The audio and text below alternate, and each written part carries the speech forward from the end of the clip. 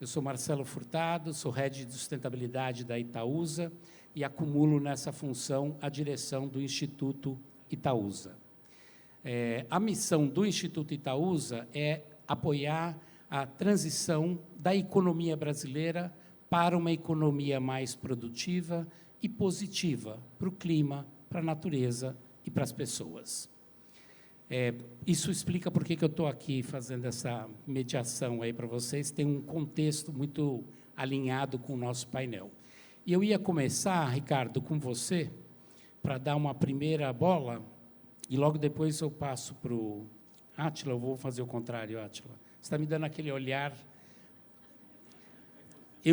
Porque eu combinei que eu ia começar com ele, e ele ficou agora, mas como assim? Não, vamos começar com o Átila. Então, eu vou só pedir, Átila, para você se apresentar, porque pode acontecer, é difícil, mas pode ser que tenha alguém aqui que não te conheça. Então, por favor, Átila, dá um contextozinho de cenário para a gente. Obrigado, Marcelo. Bom dia, ainda. Bom dia a todas, todos, todes. Primeiro, meu nome é Átila Roque, eu sou diretor da Fundação Ford, no Brasil, e tenho uma longa história com o GIF, com o terceiro setor e com a sociedade civil em diferentes momentos da minha já longa trajetória, né? Embora eu tenha essa carinha de jovem.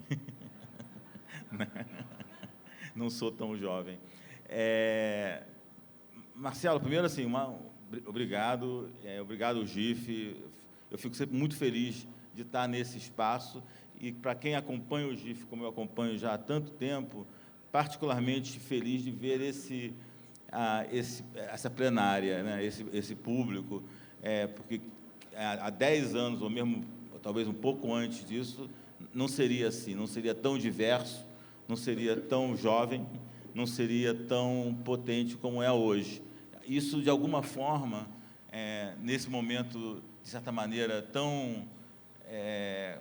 a palavra talvez seja soturno, né, que nós estamos vivendo, seja um fator por si só para nos mover para um lugar de otimismo, um lugar mais positivo do que o da constante lamentação, né, com a qual a gente se depara hoje com muita frequência. Aliás, eu sempre gosto de tentar começar dizendo algo assim, nos últimos tempos, nossa experiência onírica foi deslocada, né?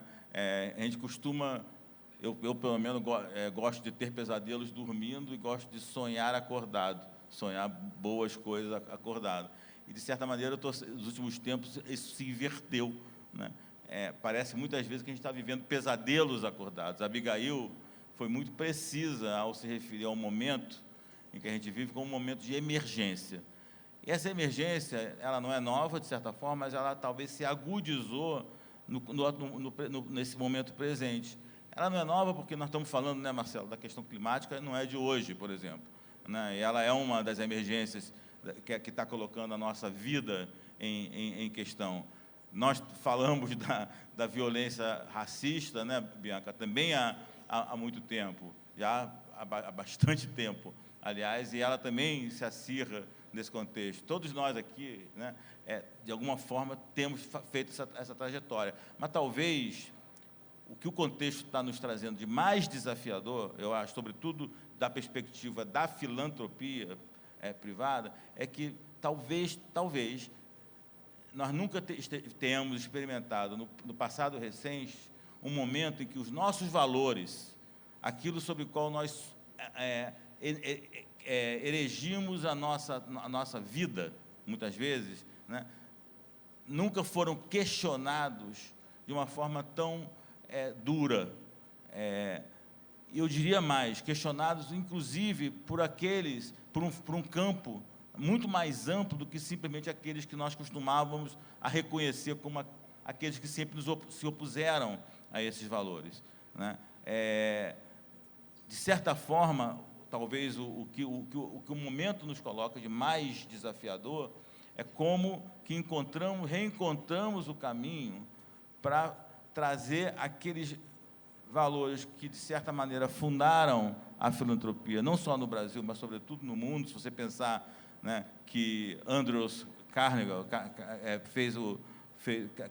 né, fez o Evangelho da Riqueza lá no final do século XIX, convidando aqueles que usufruíam do privilégio da riqueza a contribuir positivamente para a promoção da igualdade, né, da distribuição de bens comuns, né, da justiça social. Hoje isso não é uma questão pacificada, né? Como foi dito aqui no painel anterior, se fala já com muita abertura, com muita tranquilidade, de coisas que nós teríamos vergonha sequer de pensar num passado muito recente, ainda que, talvez, na prática, alguns continuassem a fazer. Então, quando eu pensava assim, o que dizer para esse público hoje, qual o convite fazer para o nosso universo, a partir do desafio que nós estamos enfrentando, talvez acho que o maior é a questão dos valores e como enfrentar isso sem recuar. Que aí é um outro dilema, e, de novo, a Abigail trouxe que, junto com esse ataque que nós estamos sofrendo, vem uma estratégia muito eficaz de gerar medo, né?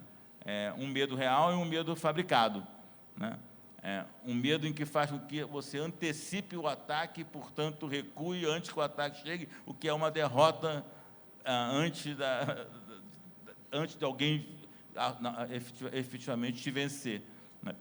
Então, como enfrentar o dilema, né, de certa forma, reimaginar o mundo a partir dos valores que nos informaram desde sempre, e como mobilizar as pessoas, né, para o reconhecimento dos valores, sem se deixar capturar pelo medo forte, quase concreto, né, que cotidianamente hoje a gente enfrenta. Não sei se era...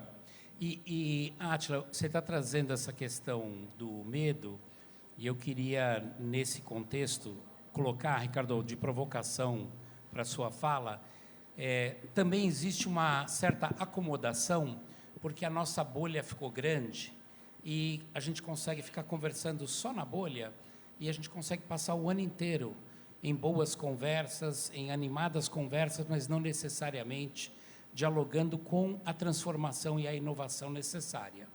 Então, ao fazer essa reflexão de como é que você sai dessa situação de medo para uma situação de ação, eu acho que também tem uma ruptura no cenário de uma necessidade de conversar com quem pensa diferente, que não estava tão colocado.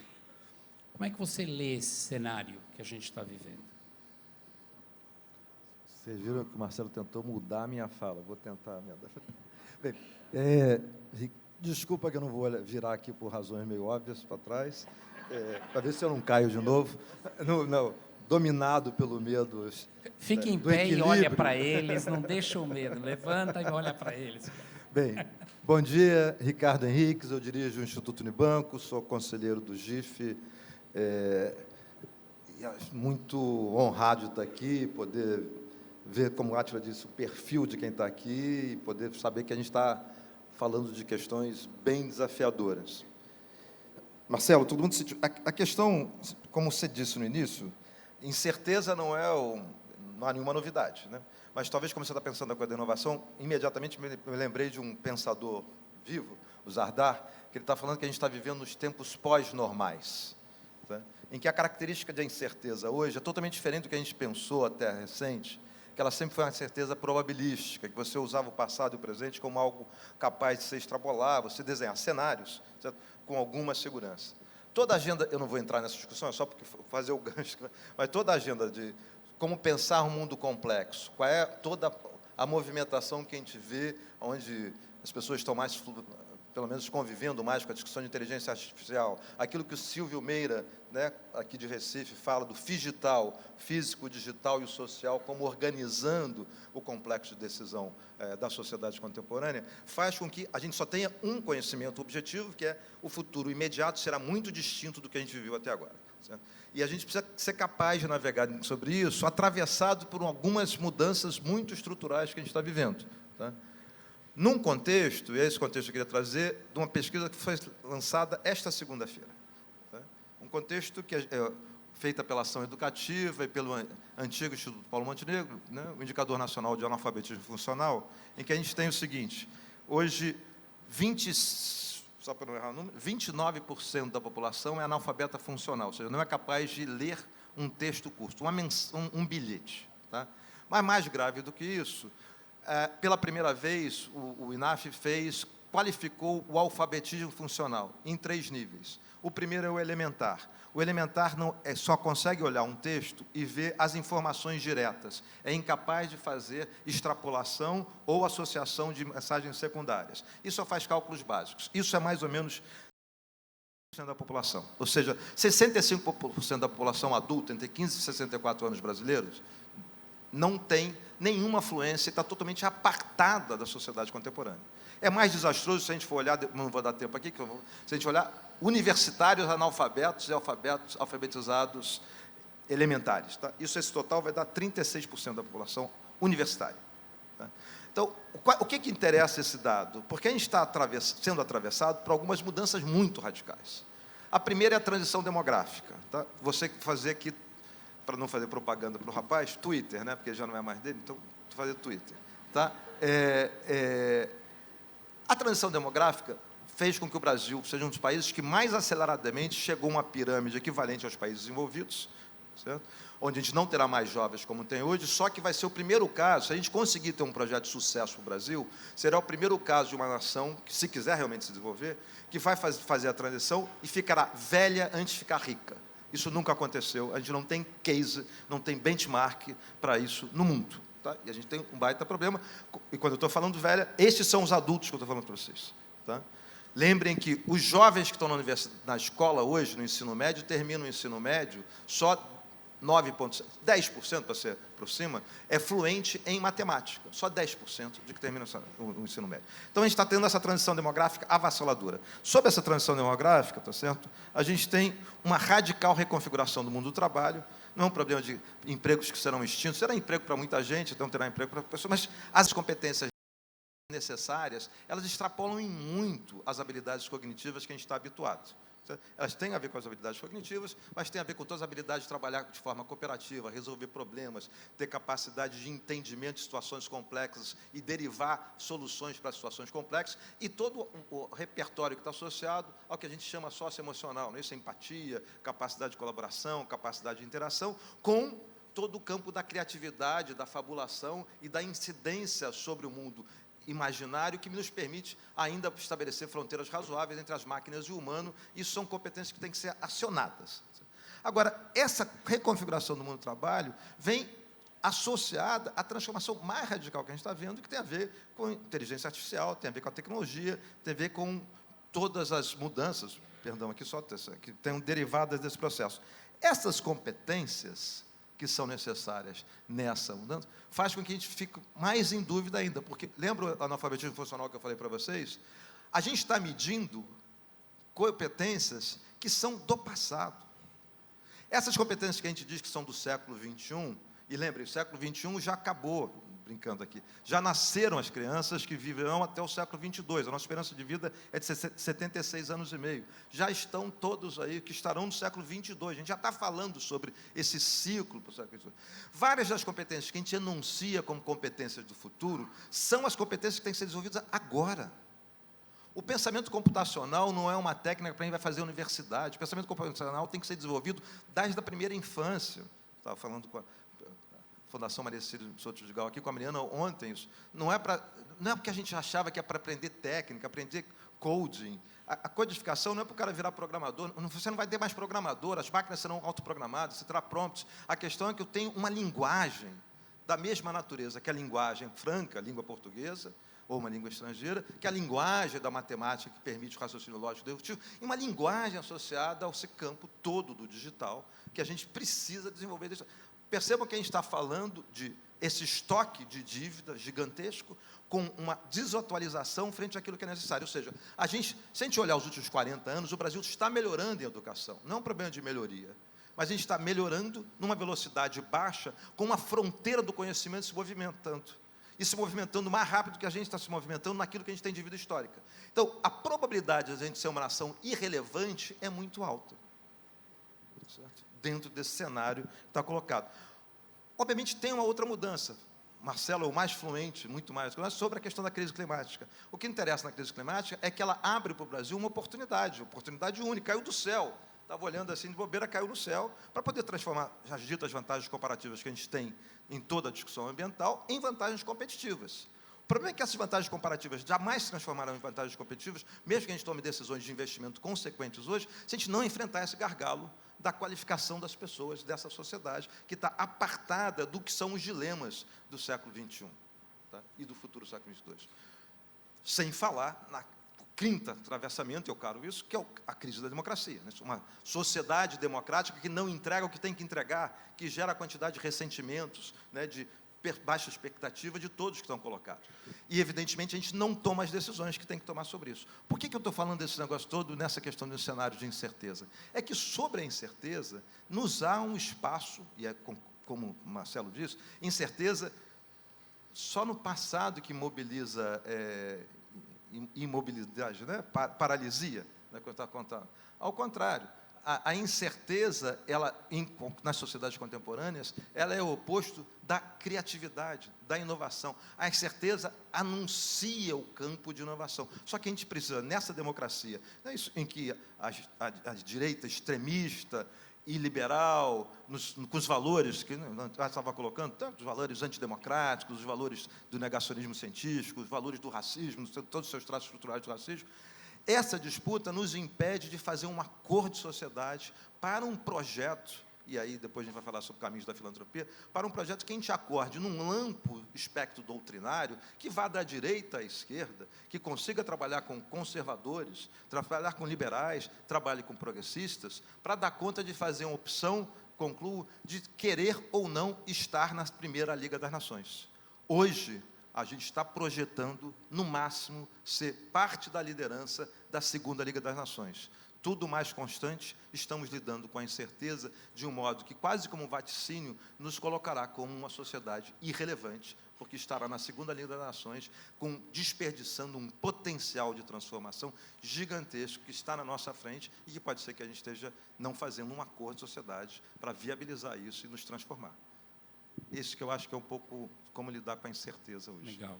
E, Bianca, eu queria trazer para você, nesse contexto, me lembrou que o ano passado a gente teve o G20 no Brasil e a Itaúsa, junto com o IX, a gente financiou vários estudos para que o Brasil posicionasse o tema da bioeconomia no G20.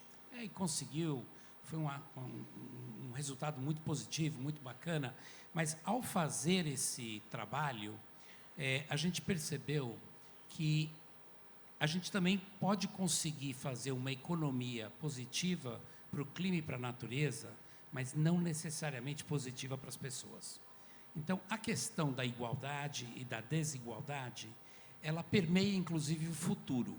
Como essa é uma pauta muito cara para você, é claro que eu gostaria que você compartilhasse o que você quiser aqui com o grupo, mas eu não queria perder a oportunidade de você tocar nesse assunto, porque eu acho que esse é um tema que, quando a gente fala, a gente olha muito pela linha social e não olha pela linha econômica, tecnológica, que tem tantos reflexos do mesmo problema.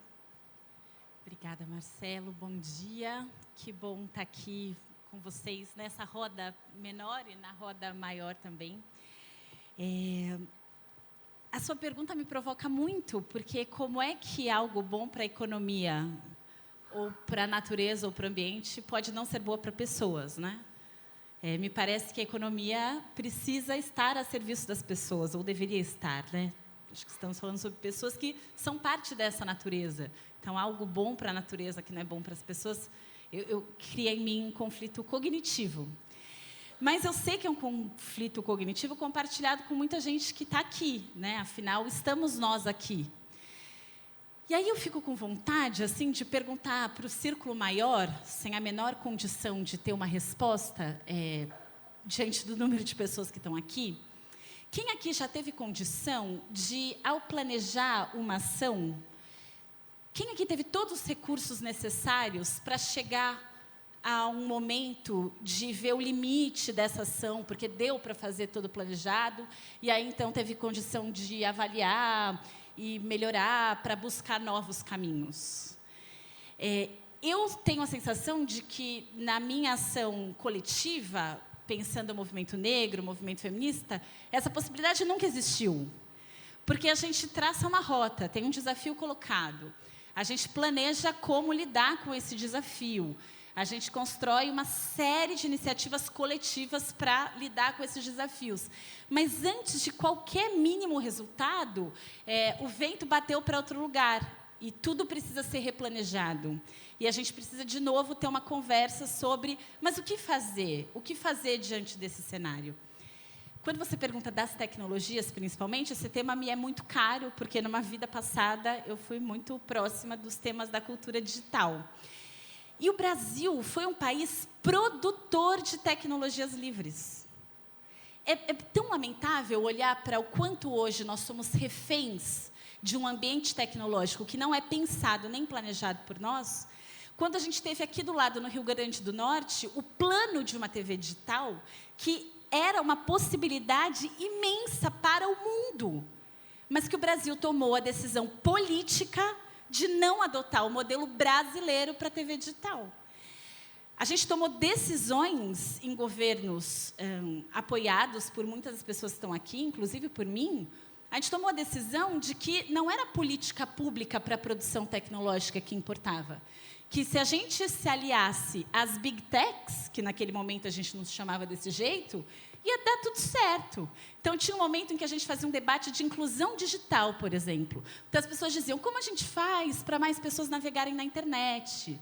E eu estava ali num grupo de pessoas que dizia, essa não é a questão central. Como é que a gente traz essa meninada, não para aprender a usar o software de uma grande companhia americana, mas como é que a gente produz as tecnologias, porque é aí que vai acontecer. Quando a gente fala dos dados de analfabetismo, que são tão terríveis, a gente fazia esse paralelo com o analfabetismo digital, dizendo que a questão não era se apropriar de onde clica, ou como eu faço para entrar numa rede, mas como eu produzo essa tecnologia. E aí, talvez vocês lembrem, eu não sei, eu tenho muito ressentimento de uma imagem de 2010 ou 11, eu não vou lembrar o ano todo, mas em que Dilma, primeira presidenta do país, fez uma reunião no Panamá com outros chefes de Estado e Mark Zuckerberg. E nós, da Tecnologias Livres, estávamos acompanhando aquela reunião com muito medo, porque o que a gente estava dizendo é que o crescimento das redes digitais tirava as pessoas de uma possibilidade de navegação livre e aberta na internet para criar novas possibilidades de mais acessíveis, né, de mais direitos para todas as pessoas, e restringiam para que determinados grupos tivessem lucro. Fica parecendo que ninguém sabia disso. Todo mundo sabia. Todo mundo não. Tinha um grupo que sabia. Vocês podem achar os registros. Os alertas todos foram feitos. E, naquele momento, a nossa presidenta, de quem eu lamento muito, que tomou um golpe, acho terrível, mas jamais esquecerei, que ela tirou uma foto com um casaco do Facebook. E ela deu uma declaração de que, no Brasil, a inclusão digital aconteceria com o Facebook. Isso aconteceu, vi a ideia agora. Estávamos juntas nessa ideia. Que bom te ver e lembrar que isso aconteceu de fato. 3, 4 anos depois, toda a articulação para derrubar aquela presidenta passou também pelo Facebook. Então, a crise da democracia passa também por decisões políticas equivocadas que não compreendem, até hoje, o que é o digital, o que é a tecnologia digital. E a gente se sente refém. É como se a gente fosse refém da tecnologia, como se a gente fosse refém da economia, e não produtor de economia e produtor de tecnologia. Na minha vida mais atual, compartilhada com a Átila, 2020 foi o ano em que muita gente que está nessa sala descobriu que tem racismo no Brasil, e é maravilhoso que as pessoas tenham descoberto isso em algum momento. Mas parece que em 2025 a gente já esqueceu um pouco. Tudo bem, gente, o Brasil é racista, mas olha só, a gente fez várias coisas, não resolveu em 5 anos. Próximo assunto, próxima pauta. A questão é que o Brasil é esse país racista desde o início e que a nossa pirâmide social é exatamente a mesma desde 1888, pelo menos. Então, teve uma abolição inconclusa e as pessoas negras que estavam na pirâmide da sociedade brasileira seguem nesta pirâmide.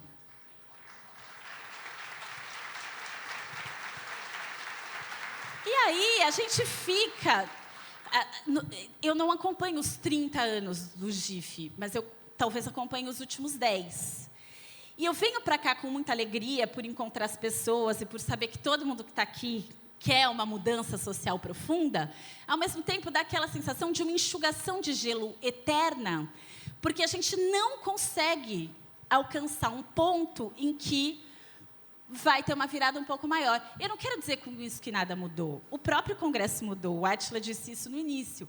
A cara da filantropia brasileira hoje é diferente. A universidade brasileira hoje é outra. A gente tem pessoas negras numa proporção que a gente nunca teve na história. E isso é uma mudança a ser celebrada. Mas ela é uma mudança que foi conquistada a duras penas pelo movimento social e sem apoio da filantropia na maior parte do tempo. Obrigado.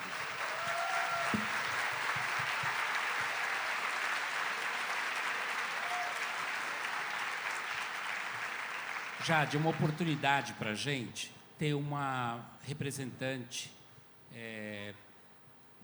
no âmbito subnacional de políticas públicas. Porque esse mundo incerto exige novos caminhos e nada melhor que um novo caminho negociado com a sociedade numa nova política pública. Como é que você enxerga o cenário como uma gestora pública, como um ator político? Bom dia a todos e a todas. Me chamo Jade Romero, sou vice-governadora do Estado e também estou à frente da Secretaria de Proteção Social. Queria, em nome do governo do Estado, do nosso governador Elmano, dar boas-vindas a cada uma, que vocês possam desfrutar, né, do nosso Estado, da nossa cidade. Agradecer também aqui a presença da nossa primeira-dama do Estado, Lia, da primeira-dama da capital, a Cristiane também, que estão aqui. Muito obrigada pela presença, agradecer pelo convite. E que bom, que felicidade o Nordeste receber o GIF pela primeira vez. Eu acho que essa é a demonstração do Brasil que a gente quer. E, Marcelo, o Brasil que a gente sonha, né? Esse é o tema do painel. Eu queria trazer um pouco da provocação também, não só daquilo que a gente sonha, mas daquilo que a gente já constrói há tantos anos, né? E em meio aqui às falas que reforçam e trazem dados sobre a incerteza, né? Eu me pego muito nesse lugar, Bianca, que você falou, de pensar que se nós, né, que temos uma condição privilegiada por estarmos aqui, temos como fazer mais pelo Brasil que a gente sonha, imagina como é que essa incerteza está reverberando principalmente na mãe de família, solo, que a gente pode fechar os olhos e imaginar uma mulher que, na maior parte das vezes, é uma mulher negra, que sofreu violência, que leva na sua vida, ali, se ela fosse fazer uma corrida, filhos, a alimentação dos filhos, a sobrecarga com a necessidade de trabalhar numa jornada extenuante,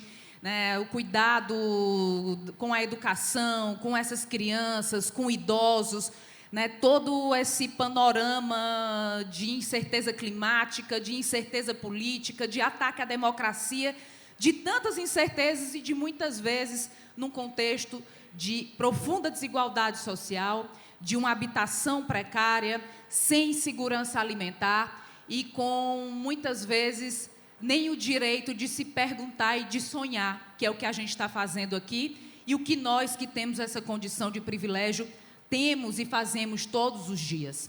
Nós temos tempo, condição, ambiente para nos perguntarmos qual é o caminho que a gente vai chegar, mesmo que a rede social às vezes pareça tão negativa, mesmo que as notícias que a gente veja nos leve ao lugar de incerteza, ataque frontal à democracia aqui no nosso país e também em outros lugares do mundo. Mas imaginemos o lugar das pessoas que são maioria aqui no nosso país, que nem o direito de sonhar, muitas vezes, ainda elas conquistaram. Os programas que nós temos na proteção social, aqui no governo do Estado do Ceará, Marcelo, quando a gente vai trabalhar parentalidade, muitas vezes a primeira pergunta é exatamente essa, é exatamente perguntar qual é o sonho de uma mãe para a sua família e para o seu filho.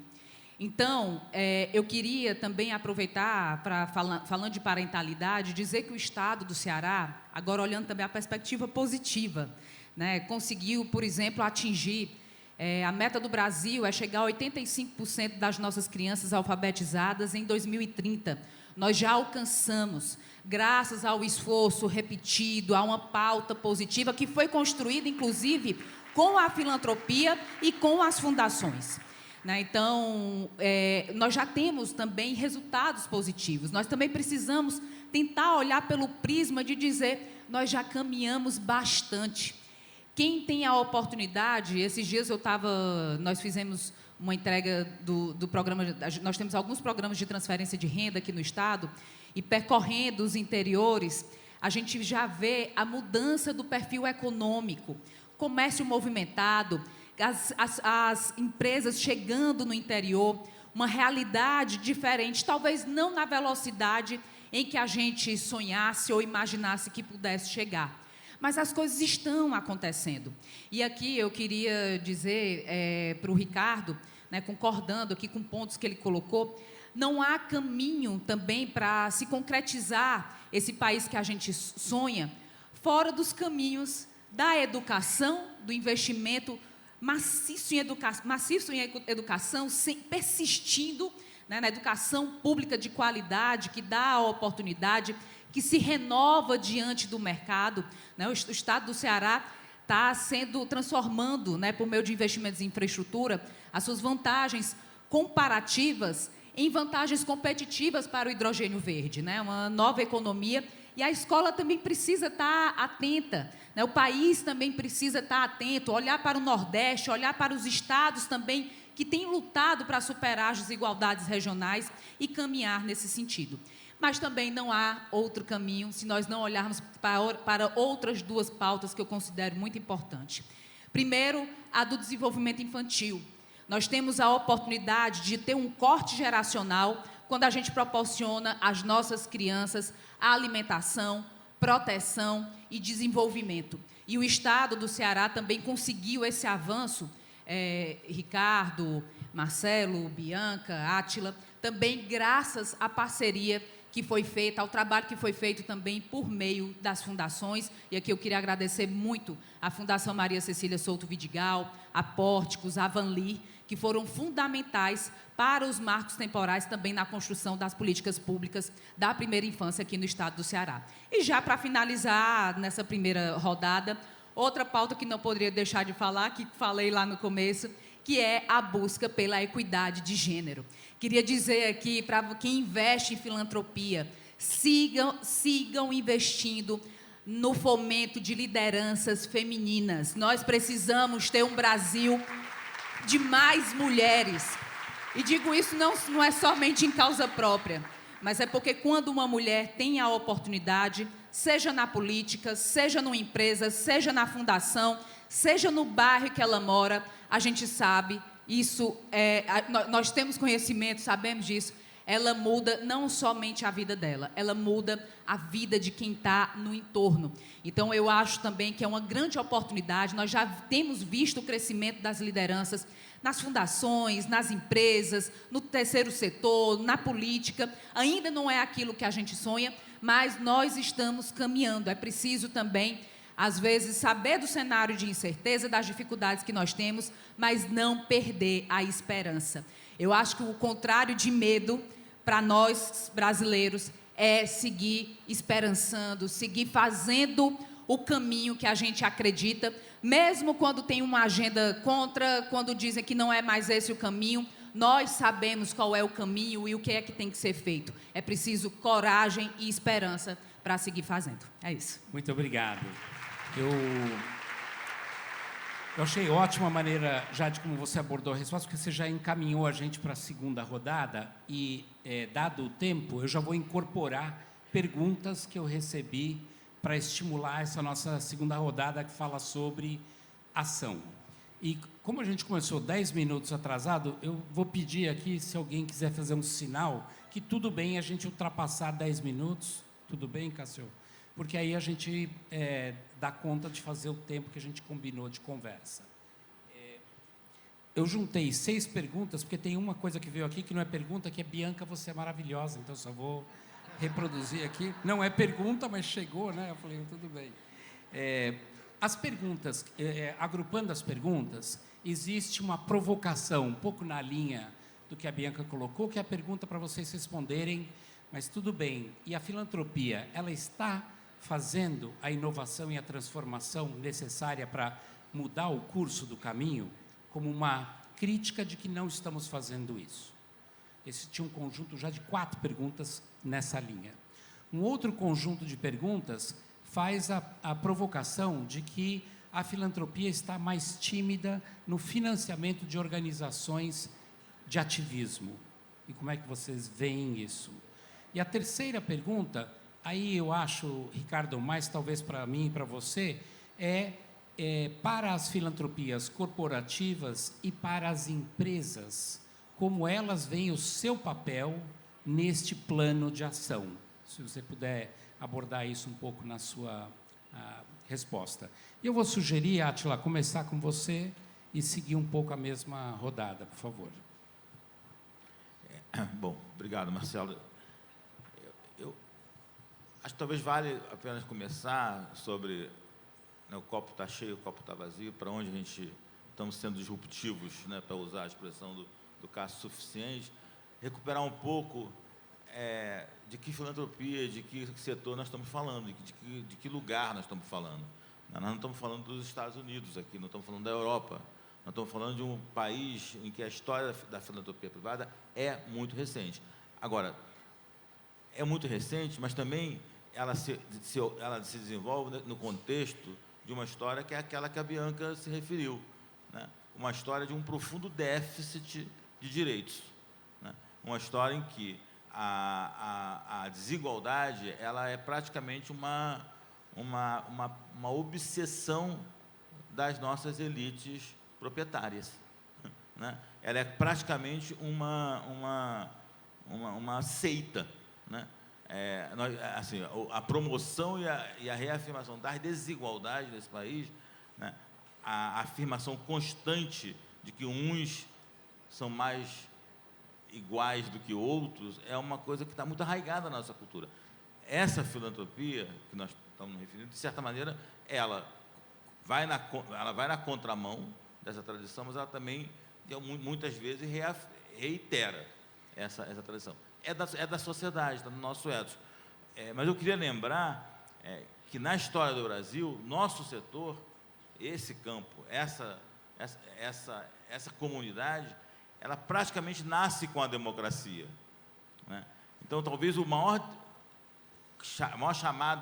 convite à ação que a gente pode fazer nesse momento é como que nesse momento crítico, em que são esses os valores que estão sendo atacados, como que a gente olha para a nossa história, foca nessa dimensão que nos funda, né? Que é a dimensão da promoção da igualdade. Então, assim, o meu convite fundamental do ponto de vista de ação seria isso, e usar aquilo que a gente tem de mais forte, que é a capacidade de, como se diz, fazer convergir, juntar capacidade e visões diferentes sobre esse mundo que a gente vive.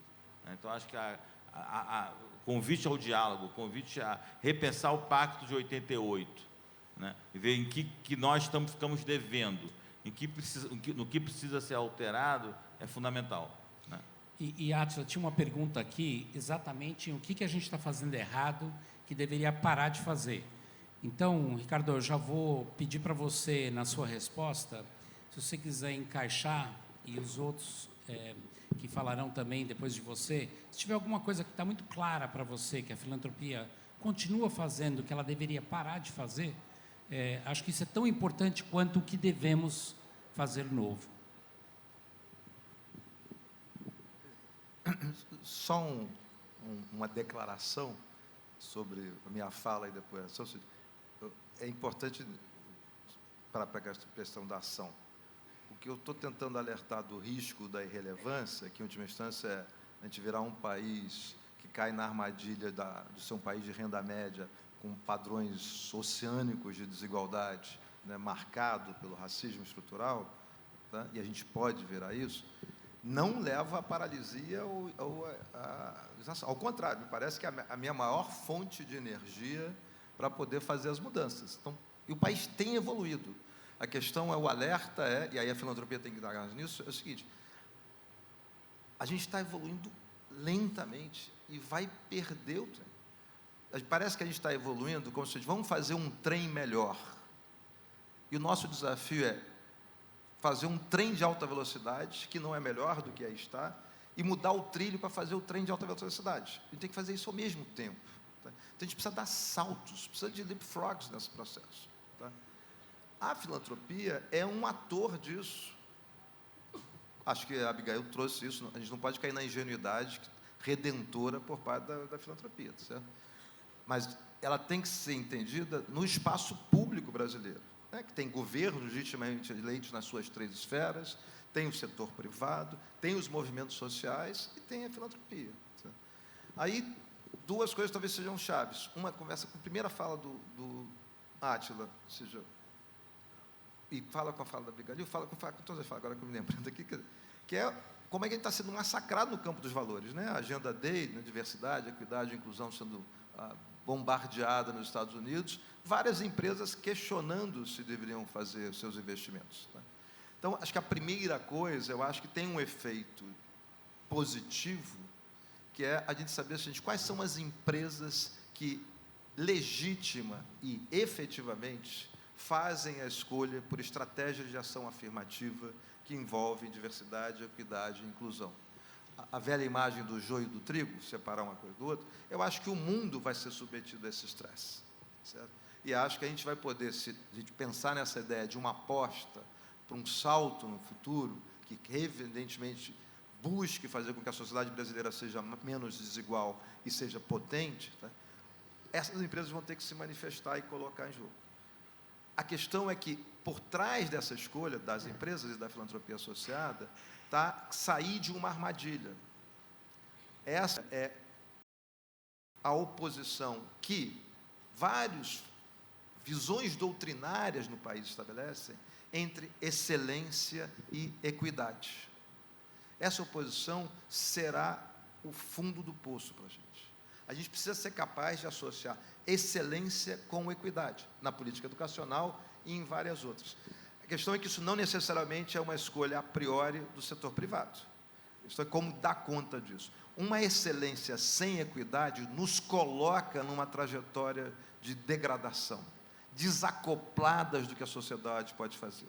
Uma estratégia de equidade sem buscar a excelência é submeter a uma posição subalterna. Então, a gente tem que dar conta de fazer esses 2 movimentos. A filantropia, em particular, acho que tem que aumentar a sua estratégia de ação afirmativa, do tipo formação de liderança, etc., mas também tem que cada vez mais estar pensando na estratégia e menos na tática, ou seja, no desenvolvimento das capacidades de inovação, que passam por atores, pela questão de gênero, pela questão racial, mas passa por questões de mais longo prazo. Por exemplo, se organizar cada vez mais com endowments e não só com dotações orçamentárias negociadas a cada ano. Ou seja, o endowment é um fundo perpétuo que permite com que aquela instituição viva por um século, certo? E tome as suas decisões soberanas, e esse dinheiro não pode ser retornado ao capital privado, certo? Isso não precisa ser feito na mesma cultura americana, a gente pode gerar uma cultura brasileira, uma cultura latina, de produzir fundos perpétuos, endowments, que permitam que, de forma explícita, o setor privado assuma escolhas, ou os ricos do país e o setor privado assumam escolhas de vinculação com estratégias de transformação real da sociedade com uma alocação orçamentária duradoura. Isso é só um caminho que a gente não necessariamente faz o tempo todo, que tem que passar, pode passar a fazer para essa escolha soberana. Eu acho que tem uma soberania nesse negócio, que é, queremos ou não ser um país que está lá, almejando estar na fronteira do mundo. Parte disso vai passar pelas escolhas do setor privado, pela escolha da filantropia e ações que, ao contrário do que está essa onda da extrema-direita, radicalizem a necessidade de ação afirmativa para produzir transformações estruturais. Obrigado. Eu vou aproveitar o papel de moderador para também responder onde eu acho que a filantropia está errando, Acho que pode, né? Também extrapolar um pouquinho o papel de moderador aqui. O primeiro ponto que eu diria Se quiser, Marcelo, a gente faz uma pergunta. Marcelo, o que você acha aqui? Obrigado. Bem, Ricardo, eu ia falar um pouquinho sobre esse assunto, mas estava tímido. Eu acho que a gente conversa pouco um com o outro, construindo estratégias comuns. Normalmente, a filantropia gosta de ter a sua estratégia e chamar outras filantropias para cofinanciarem esta estratégia. Mas co-criar estratégias é outra conversa. E eu estou trazendo essa provocação porque a minha experiência agora, uma experiência de 2 anos, mas já bastante interessante, é que o mundo corporativo ele é muito mais colaborativo em arranjos pré-competitivos do que eu acho que a filantropia é. E eu estou fazendo essa provocação para dizer, se existe uma oportunidade num pensamento que no setor privado chama-se pré-competitivo, onde você olha um desafio, fala como é que a gente enfrenta esse desafio, onde todos nós podemos fazer algo em comum. E depois, sim, haverão áreas, que no caso do setor privado, haverá competição para quem faz melhor um ou outro aspecto. Eu acho que a filantropia poderia ser mais colaborativa no sentido de construção de estratégias comuns, dado que ninguém tem dinheiro suficiente para resolver nada, porque tudo é muito grande, é muito caro, é muito desafiador. Bianca, e você que falou de enxugar gelo, agora é a hora de você dizer como é que faz esse negócio dar certo. Mas só se vocês prometerem que vocês vão ouvir. Ó, combinado?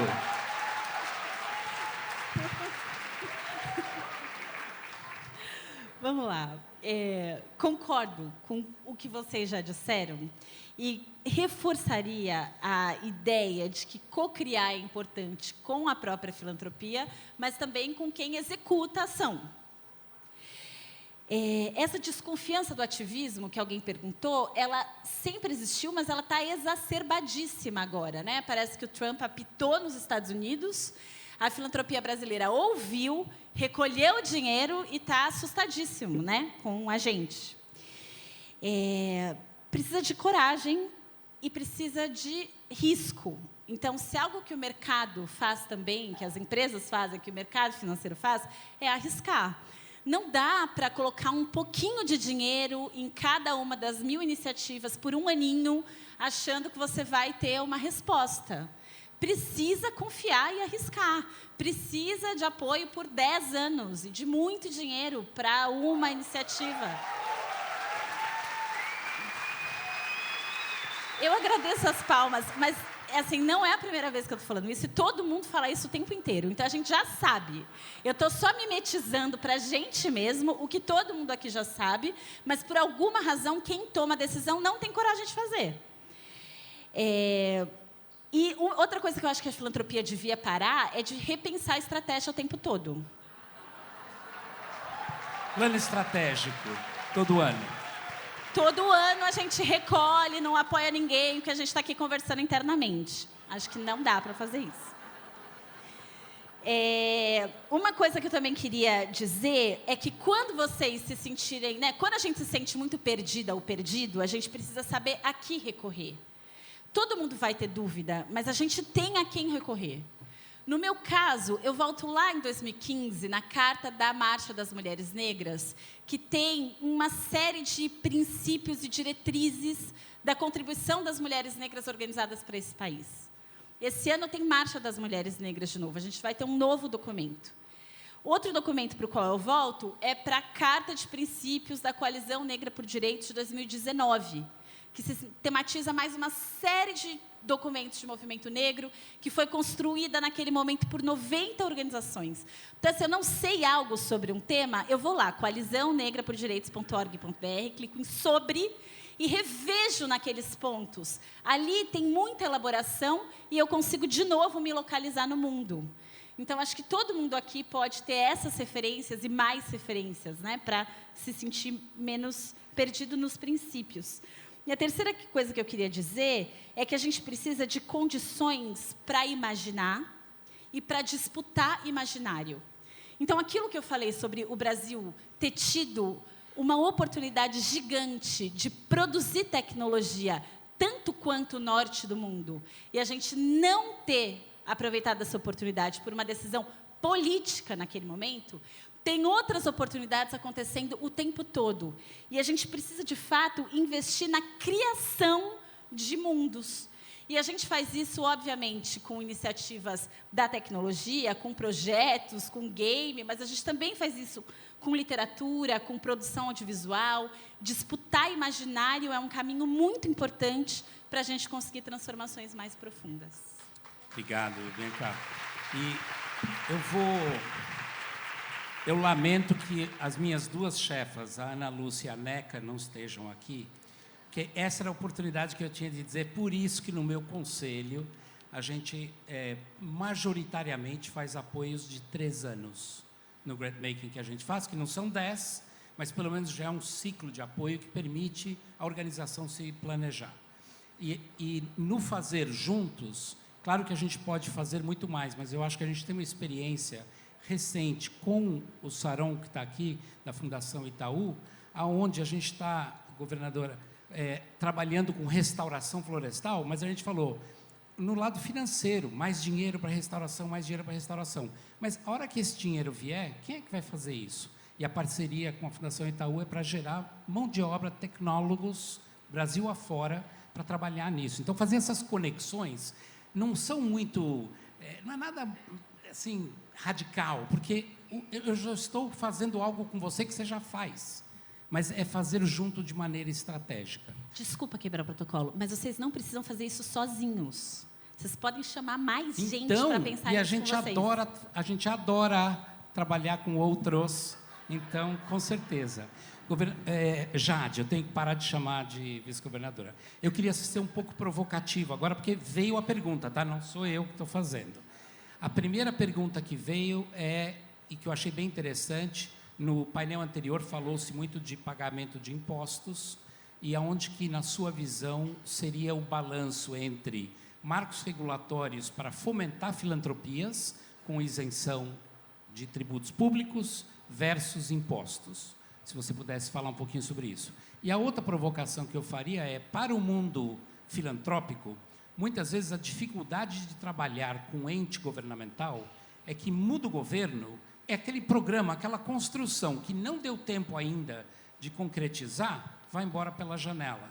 E aí tem uma dificuldade de você ter uma perenidade nesses compromissos, com isso o investimento fica com baixo impacto e, às vezes, uma alocação muito importante de capital das filantropias.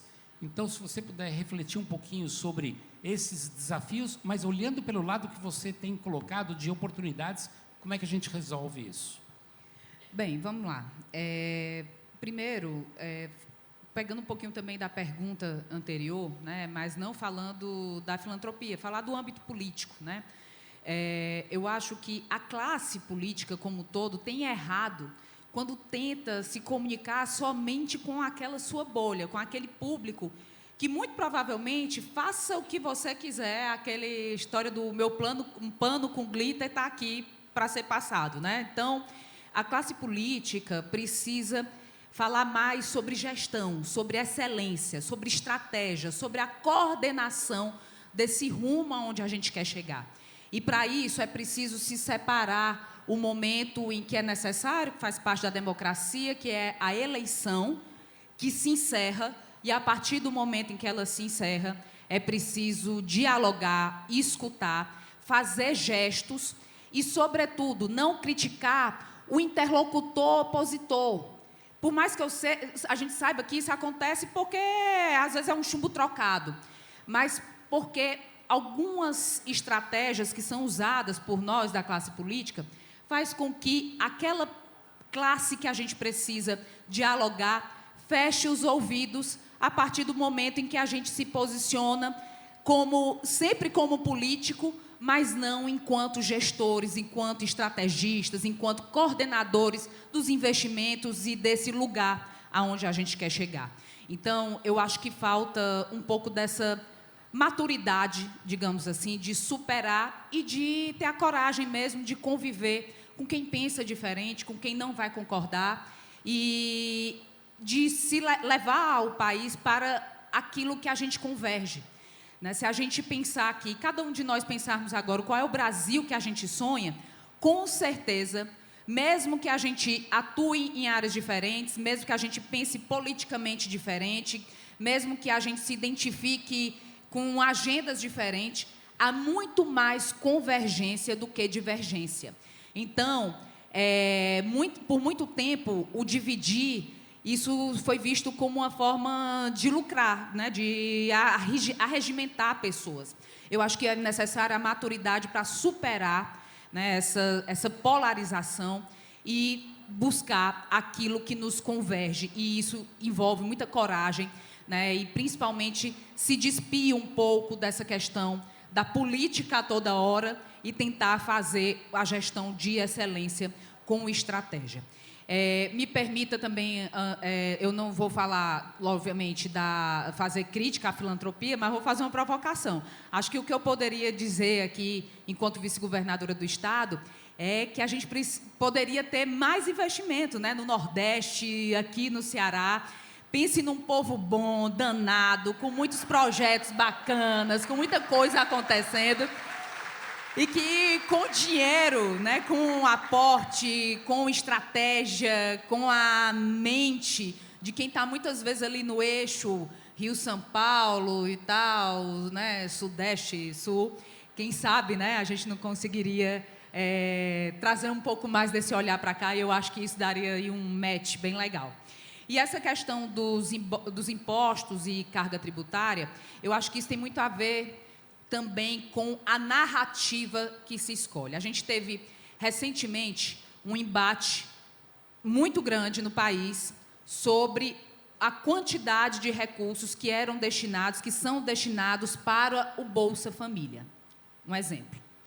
E quando a gente olha aquele montante, né, há, obviamente, todo um setor que ganha, que se privilegia com isso, quando a gente olha para a distribuição de renda, para os programas que garantem dignidade a quem mais precisa. A renda mínima. O país ainda precisa de política de renda mínima. E isso desvirtua o olhar também que nós temos que dar. O Brasil, o Estado do Ceará, são entes que dão muita subvenção às empresas. As empresas têm também um ambiente propício, como tem aqui no Estado, tem no país, e nós precisamos olhar também para aquilo que já é feito de renúncia fiscal, para que a gente possa entender também o lugar que a filantropia tem, que não é uma filantropia só para fortalecer a imagem institucional das empresas, mas é uma filantropia possível de acontecer porque já há essa renúncia. E essa renúncia também não pode ensejar em mais carga tributária para a pessoa física, que já está saturada. Aqui a gente sabe, nosso objetivo jamais será criar mais impostos. Mas a partir do momento em que há o olhar para as cifras de renda mínima, dos programas de transferência de renda no Brasil, aqui no Estado do Ceará, nós também precisamos olhar para as subvenções, porque o Estado, e aí eu falo o Estado com E maiúsculo, né? Ele abre mão também de muitas receitas. Então, essa filantropia também precisa estar atrelada a esse projeto nacional, que eu acho que é o grande calo do nosso país. Né? Essa coisa da política que é construída de 4 em 4 anos, por isso, enquanto gestora, assim, um dos meus focos principais é a gente ter os nossos planos de cada política, porque a gente não pode admitir que chegue um novo gestor numa pasta, seja numa secretaria, seja no governo, numa prefeitura, e jogue tudo no lixo que foi construído porque ele acha que o caminho é um outro. Não, os planos participativos, ouvindo os movimentos, ouvindo as pessoas, ouvindo o empresariado, as fundações, precisam ser coordenados porque são eles que dão o rumo da política. E a política, ela não pode ser pessoal, que é um outro problema cultural também que a gente tem como desafio. Né, a mistura do público com o privado, né, do privilégio com o que é particular, enfim, que é um desafio também, né, a marca, inclusive é um ponto que sempre eu assumi, antes de ser secretária da Proteção Social, eu era secretária das Mulheres. E com um dia que eu tinha assumido, quando eu fui dar a entrevista, me perguntavam, qual vai ser a sua grande marca à frente da Secretaria de Proteção Social? Eu digo, dá continuidade ao que já está acontecendo. Porque essa coisa de ter uma marca, né, de trazer algo novo, às vezes desmonta tudo aquilo que já vem sendo construído, e não é pelos gestores, é pelos servidores, pelos colaboradores, pelos movimentos, né, pelas coalizões. Então, eu acho que, aí fazendo uma crítica para a nossa classe política, é preciso maturidade e distinguir o momento em que há a política, o partidarismo, e o momento em que nós precisamos ser gestores, indutores e, sobretudo, também condutores, estrategistas dessas políticas. Muito obrigado. Bom, a gente vai encerrar o painel e eu queria fazer uma última provocação para vocês, que se você tivesse que deixar uma marca... Não, estou brincando. Se você quisesse deixar uma palavra como o norte de ação que você entende prioritário, qual palavra seria essa? Átila. Desconforto. Ricardo. A ideia era ser ação, animar Ambição. a turma, sabe? Ambição. Eu não expliquei tudo para o Átila. Estou brincando. É uma ambição só. Ambição. Natália. A Juana te recomendaria falar sobre o Sul. Qual é o nosso Sul, não o nosso Norte. Mas eu ficaria... E quem não escuta a Juana nesse mundo? Não conheço. Imaginação e coragem. Por favor, Jade. Ação. Pronto. E eu queria só, quebrando totalmente todos os protocolos aqui, eu estive no conselho do GIF quando foi a transição da Bia para a NECA. E hoje de manhã, a Inês falou da importância desses processos sucessórios como oportunidades para o GIF continuar desenvolvendo, crescendo, inovando, mas, ao mesmo tempo, trazendo novas visões, novas mensagens e, claro que com a equipe maravilhosa que o Cássio e a turma toda é uma maneira de implementar, mas eu acho que o papel da presidência do Conselho e do Conselho é muito importante porque são as fundações e institutos que estão ali. Então, eu queria só terminar, como esse é um congresso, o último congresso da Inês, sugerindo uma salva de palmas para o trabalho que a Inês fez aqui. E eu sei que não é hora de falar obrigado nem nada, mas eu só queria reconhecer, Inês. Parabéns.